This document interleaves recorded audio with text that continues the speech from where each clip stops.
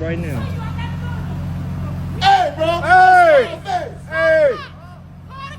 Hey, man. Don't do that, man. Get off her, man. He's gonna wrestle and pop her. I beat the fuck, bro. Hey, get that shit on camera. Bro, I'm on, bro. I want to see it from my mama. Come on now. Hey, get your motherfucking hands off her.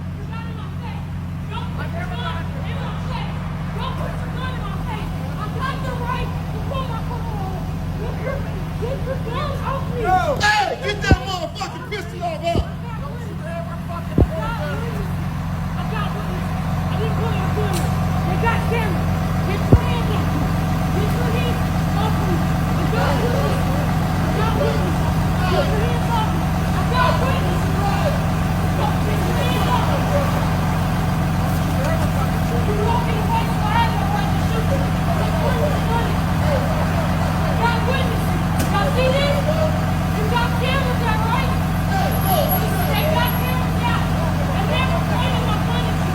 This guy's tripping.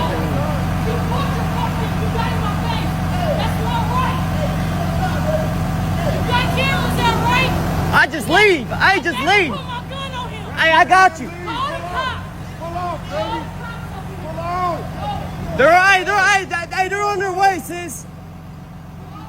I don't know why you're pointing your gun like you're a cop or something. Sister, pull off.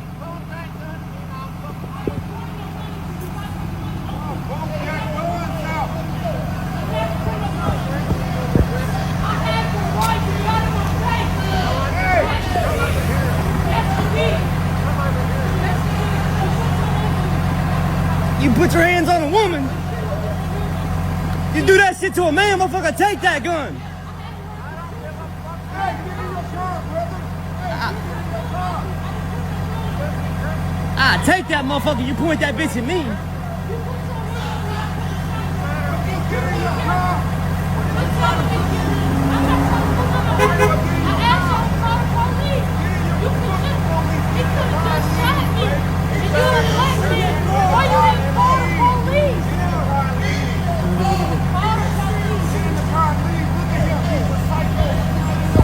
That's what I was going to tell. Hey, quit pointing that gun at me, bro. Point it to the ground, bro. Hey, I ain't gonna tell you again, bro. Quit pointing that gun at me. Pointing it at the ground, bro. I ain't gonna tell you again, bro. Pointing it at the ground, I'll take it out of your hands. Quit pointing it at me, I'll take it out your hands, bro.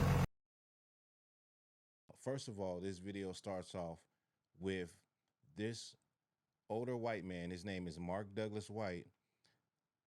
He got booked. He got booked for intimidation and a deadly weapon. And it was clear that he was tussling with the sister with the pistol pointed to her head. And as they're tussling, the brothers are telling her, just go, just dip out, get in your car and leave. He's tussling with her with his gun on her. Then he walks back to his truck and he has the gun pointed at her the whole time. In that whole video, he's pointing his weapon at her. She says she has a gun in the video. I don't know if people can hear it, but she says she has a gun and she ain't pulled it. And she's trying to argue her point, saying that's not right. The video says that he bumped into her, and when she asked for his information, that's the altercation that ensued once she asked for his information after he bumped her, a fender bender. And they're telling her, sister, just leave, get in your car and leave. And she's arguing up and down. Now, it's clear that he's, like the brother said, he's a psychopath. It's clear that he's either drunk, he's unhinged, or maybe he's just both. That was clear in the video. He wasn't even flinching. As people are talking and telling him to put the gun down, he is steady with his aim on this black woman. Meanwhile, she's just as crazy and psycho as him to still be standing there trying to argue her point. That's that mouth. That mouth gets you in a lot of trouble.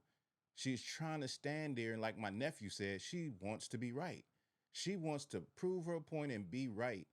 And then the brother walks up closer. One of the bystanders says, just get in your car and leave. Just get in your car and leave. She said, why you didn't call the police? Why you didn't call the police? he could have shot me. You a black man and he could have shot me. She tried to flip it on the brother when they've been telling her for the longest to get in your car and leave, but she just has to run her mouth. And that's a problem with our people. That's a problem with black women. That mouth gets you in a lot of trouble. That mouth. Now imagine these brothers they're trying to de-escalate the situation, but imagine now one of them gets shot over her not getting in the vehicle and just leaving. They got the information, they got it on camera. He still went to jail. It's not like she would have lost. It's not like she wouldn't have been able to go in court and plead her case, but she wanted to talk him down and prove herself to be right. That's that pride, y'all. That's that pride. That's that ego. It ain't just black women, but black women definitely in an emotional state. That mouth can do a lot of things. It can do great. It can do harmful things. That mouth. It can get people put in the grave. That mouth. And this is the thing.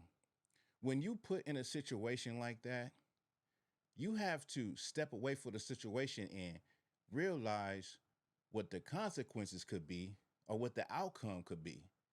At any time, this unhinged, drunk man could have popped her.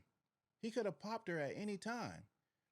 The video starts off with them tussling and he got his pistol on her head.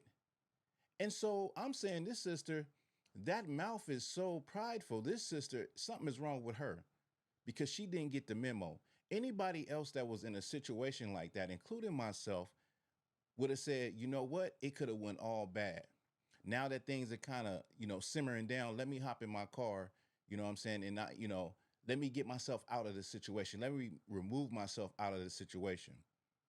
A lot of people think like that. They don't think like after they just face the barrel of a gun to keep arguing with a person, a stranger. This is not even a family member or nobody, but to stand there and keep arguing with that man, that is wild. That is crazy. That is not being wise at all. You know what I'm saying? You could plead your case in a court of law later on. Not when somebody is standing down with a barrel pointed at your head and you're trying to argue and say how you're right and they're wrong. When they just had that barrel pointed point blank range to your skull. That makes no sense at all, y'all. No sense at all. And so the point that I want to make is when you're in a situation like that, you should remove yourself. Don't keep trying to prove yourself and, prove that you are right and keep talking and arguing when somebody has a weapon pointed at you and you don't.